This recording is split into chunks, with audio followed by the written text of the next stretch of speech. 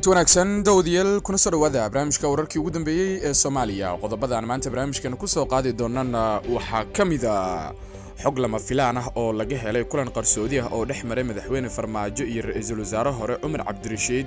madaxweyne Farmaajo oo ku qanciyay Cumar Cabdirashiid inuu san ku biirin mucaaradka isla markaana uu ku soo biiro isbahaysiga filla Soomaaliya. wararkii ugu dambeeyay mucaaradka oo ku dhawaaqay go'aan halis ku ah xasiloonida dalka xilli ay cilaamiyeen shirweyne wada tashi ah iyo dhisidda cudud military. haddaba waa maxay tallaabada uu qaadayo ra'iisul wasaare Roble oo hadda mas'uul ka ah dowladda federaalka ah. wararkan kalena waxaa kamid ah khilaaf cusub oo soo kala dhex galay xubnaha midowga murashaxiinta iyo xubnaha taageersan xisbiga Sheekh Shariif oo bilaabay inay ka soo horjeestaan war saxaafadeedkii xalay ee midowga murashaxiinta iyo guddiga doorashada Soomaaliland oo maanta diiwaan gelinaya murashaxiin xildhibaano golo shacab ah iyadoo weli walaac laga muujinayo hanaanka doorashada iyo guddiga doorashada heer federaal oo soo saaray war cusub. qodobadaas ayaan ku faahfaahin doonaa barnaamijka insha Allah waana subax isniina 13 bisha 12 ee December sanada 2021. barnaamijkan wararka Soomaaliya waa mid aan ku soo gudbino dhammaan dhacdooyinka dalka. haddaba daawade ka qayb qaadada booliska dalka inagoo ka dheeraanayna wax walba oo dib inoo celin kara. waad ku mahadsantihiin inaad taasna la fahantaan fadlan la faafiyo wararka oo gaarsiiya saaxiibadiina idinka oo ku sheergareynaya baraha bulshada. mahadsanidin aynu ku bilowno wararkeena. waxaynu ku bilaabaynaa kulan qarsoodi ah oo filla Soomaaliya ka dhacay kaasi oo dhex maray madaxweynaha dowladda Soomaaliya Maxamed Cabdullaahi Farmaajo iyo sidoo kale ra'iisul wasaare hore Cumar Cabdirashiid Cali Sharmaake. xogo aan helay ayaa waxa ay markaasi sheegayaan in madaxtooyada filla Soomaaliya ay markaasi uu ka dhacay kulan u dhaxeeyay madaxweyne Farmaajo iyo ra'iisul wasaarihii hore Cumar Cabdirashiid Cali Sharmaake kaasi oo maalmahan ku sugnaa magaalada Muqdisho. xogta aynu helnay ayaa sheegaysa in kulankan uu ahaa mid qarsoodi ah isla markaana labada dhinac ay ka wada hadleen arrimo xasaasi ah oo ku saabsan xaaladda dalka. kulankan waxa uu ahaa mid hore u qorshaysnaa oo ay abaabuleen xubno ku dhow madaxweyne Farmaajo, waxaana kulankan uu ku soo beegmay iyadoo midowga murashaxiinta ku dhawaaqeen shirweyne markaasi wada tashi ah. xogaha rasmiga ah ee kulanka laga helay ayaa sidoo kale sheegaya in madaxweyne Farmaajo uu ku qanciyay ra'iisul wasaare hore Cumar Cabdirashiid in uu ka fiirsado ku biiritaanka iyo in uu garab siyaasadeed la noqdo midowga murashaxiinta. madaxweyne Farmaajo ayaa aad uga walaacsan in dhammaan siyaasiyiinta ee miisaanka kule siyaasadda dalka ay ka soo horjeestaan isla markaana ay ku dhinac noqdaan midowga murashaxiinta. waxaana hadda madaxweyne Farmaajo uu raadinayaa taageero iyo siyaasiyiin culus oo dhinaciisa markaasi la safta maadaama midowga murashaxiinta ay ku jiraan siyaasiyiin waaweyn oo intooda badan ay yihiin dad Soomaaliya xilal uga soo qabtay waliba xilalka ugu sareeya sida madaxweyne iyo ra'iisul wasaare. si kastaba kulankan oo ahaa mid markaasi qarsoodi ah isla markaana filla Soomaaliya ka dhacay ayaan la ogeyn in Cumar Cabdirashiid uu isagu aqbalay warka uu soo jeediyay madaxweyne Farmaajo ee ku saabsan in uu ka fiirsado in uu ku biiro xubnaha marka midowga murashaxiinta mucaaradka ah kuwaas oo iyagu maalmihii dambe kulamo xasaasi ah ku lahaa inkastoo kulamadaasi laga qayb galiyay Cumar Cabdirashiid Cali Sharmaake isla markaana aan la ogeyn go'aankiisa rasmiga ah ee ku saabsan in uu ka mid noqonayo golaha midowga murashaxiinta iyo waliba sidoo kale in uu si gaar ah uga qayb gali doono doorashada, balse waxay u badan tahay inuu markaasi dhinac raaco. qaybaha hore ayaad la socotaan midowga murashaxiinta waxay ku dhawaaqeen tallaabo halis ku ah xasiloonida dalka iyagoo cilaamiyay shirweyne wada tashi ah. war-saxaafadeed ka soo baxay golaha midowga murashaxiinta ayaa lagu sheegay in ay magacaabayaan guddi qabanqaabin doona shirweyne dhowaan dhici doona oo ay ka qayb galayaan waxgaradka bulshada Soomaaliyeed si loo badbaadiyo dalka iyo guddiga amniga shirweynaha, taasi oo ka dhigan inay abaabulayaan cudud military. golaha midowga murashaxiinta ayaa qoraalkoodan ku sheegay in mar walba ay u taagan yihiin xaqiijinta iyo in ay dalka ka qabsanto doorasho hufan daahfuran natiijadeedana marka la isla ogol yahay. goluhu waxa uu 3 November 2021 u cadeeyay shacabka Soomaaliyeed iyo beesha caalamka in qaabka ay ku bilaabatay doorashada golaha shacabka ay baalmarsan tahay dhammaan shuruudihii hufnaanta iyo daahfurnaanta doorashada, iyadoo doorashadii la sugayay isku bedeshay boob qaawan ayaa lagu yiri qoraalka.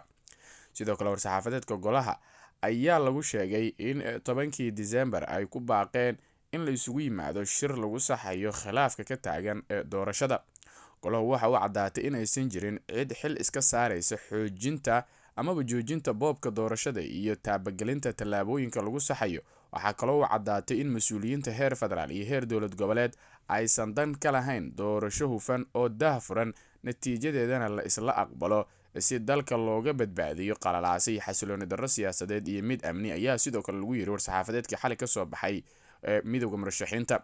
waxaa sidoo kale lagu yiri golaha oo gudanaya xilka iyo mas-uuliyadda ka saaran samata bixinta qaranka iyo qabashada doorasho hufan oo daahfuran ayaa markaasi u howlgalaya qabsoomidda shirweyne wadatashi qaran oo isugu yimaadaan ahlu xalli wal caqdiga bulshada Soomaaliyeed si loo taabageliyo hawshaas culus. ayuu goluhu markaasi magacaabay guddiga qabanqaabada shirweynaha iyo guddiga amniga shirweynaha. guddiga amniga shirweynaha waxa ay macnaheedu tahay amaba ay ka dhigan tahay inay markaasi dhisi doonaan awood ciidan. dhinaca kale, khilaaf ayaa ka dhex qarxay Sheekh Shariif iyo xubno kale oo ka tirsan midowga murashaxiinta, iyadoo xubno ka tirsan xisbiga himilo qaran oo uu hogaamiye Sheekh Shariif ay bilaabeen inay kasoo horjeestaan war-saxaafadeedkii xalayto ka soo baxay golaha midowga murashaxiinta. golaha midowga murashaxiinta Soomaaliya waxaa markaasi ka dhex qarxay khilaaf la xiriira qaabka loo wajahayo samata bixinta khaladaadka doorashooyinka dalka, iyada oo xubno ka mid ah ay kasoo horjeedaan tallaabooyinka qaar. ila wareedyo ku dhow golaha ayaa waxa ay markaasi inoo sheegeen in khilaafkan uu si gaar ah ugu dhexeeyo gudoomiyaha golahaas Sheekh Shariif Sheekh Axmed iyo xubno kale. xogta aan helnay ayaa sheegaysa in Shariif uu kasoo horjeedo tallaabooyinka xasaasiga ah ee golaha ay qorsheynayaan, sida shirkii ay xalay ku baaqeen iyo dhisidda golaha sare ee dalka oo shalay markaasi la helay dukumentiyo ku saabsan. Shariif ayaa sidoo kale la sheegay in uusan waxba ka ogeyn war-saxaafadeedkii xalay ka soo baxay golaha ee ku baaqay shir la isugu yimaado 10 Diseembar, wuxuuna kusoo beegmay maalin kadib markii uu madaxweynihii hore ka dhoofay magaalada Muqdisho. war-saxaafadeedkaas ayaa waxaa loogu baaqayay in la dhisayo in gole markaasi sare iyo sidoo kale in la qaban doono shirweyne wadatashi ah. khilaafkan ayaa waxaa sidoo kale baraha bulshada ku muujiyay kaaliyaha Shariif Cabdinaasir Maxamed Sheekh ahna xogeyaha maaliyadda ee xisbiga himilo qaran. waxa uu yiri dariya siyaasadeed oo darajo lagu doonayo iyo dow kasta oo waqti durugsi lagu doonayo dowladnimada iyo dalkan nooga dumaya dalkan dawadiisa waa doorashada oo la saxo lana dedejiyo, ayuu yiri xubintaas ka tirsan xisbiga himilo qaran. Sheekh Shariif ayaa bilihii tagay la rumaysnaa in uu aad ugu dhawaaday Fahad Yaasiin iyo sidoo kale Villa Soomaaliya, iyadoo la sheegay inuu yahay qorshaha labaad ee Fahad Yaasiin iyo sidoo kale dowladda Qatar haddii madaxweyne Farmaajo uu rajo wanaagsan ka yeelan waayo in la doorto. xubno ku dhow Villa Soomaaliya ayaa laga soo xigtay in madaxweyne Farmaajo uu weli Shariif u hayo abaal, isla markaana rumaysan yahay in haddiiba uusan xilka madaxweyne dib u helin uu qaato Shariifka oo la dhaafiyo xubnaha kale ee mucaaradka. ma cadda sababta Sheekh Shariif uu u cararayo amaba uu ugu cayaarayo qorshahan, hase yeeshee waxaa la rumaysan yahay in sababta ugu weyn ay tahay in dhaqaale yari ku qasabtay inuu rajo ka raadiyo dhanka Fahad iyo weliba sidoo kale dowladda Qatar, taasina ay markaasi ku riixayso in uu isdhiibo amaba uu markaasi ugu yaraan la yimaado qorshe kale oo ku saabsan sidii uu u tayeyn lahaa murashaxnimadiisa ku saabsan kursiga ugu sarreeya Soomaaliya ee marka madaxtooyada yaala. qaybihii ugu dambeeyay ayaan isla soo gaarnay. ugu dambeyntii diiwaangelinta murashaxiinta kuraas ka mid ah golaha shacabka ayaa maanta ka bilaabanaysa magaalada Muqdisho, iyadoo weli cabasho laga muujinayo doorashada. guddiga maamulaya doorashada xildhibaanada golaha shacabka ee gobolada waqooyi ayaa waxaa la filayaa in maanta oo Isniin ah ay bilaabaan diiwaangelinta murashaxiinta 4 ka mid ah kuraasta golaha shacabka iyo ergadii dooran lahayd. shalay waxa ay guddiga ku dhawaaqeen in dhowaan la qabanayo doorashada 4 kursi, kuwaas oo ka mid ah 16 kursi oo horey guddiga doorashooyinka ay ugu dhawaaqeen in doorashadooda la qabanayo.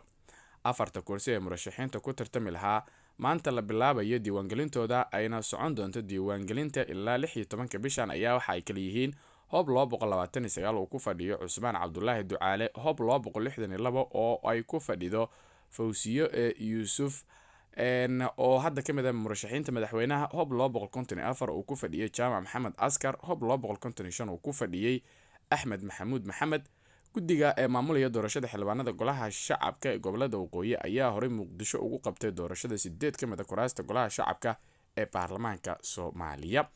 qodobkaas ayaa ugu dambeeyay warkeena tan iyo warkaan hor la mid ah intaanu dib ugu kulmi doono waxaan idinkaga tegaynaa sidaas iyo nabadgelyo.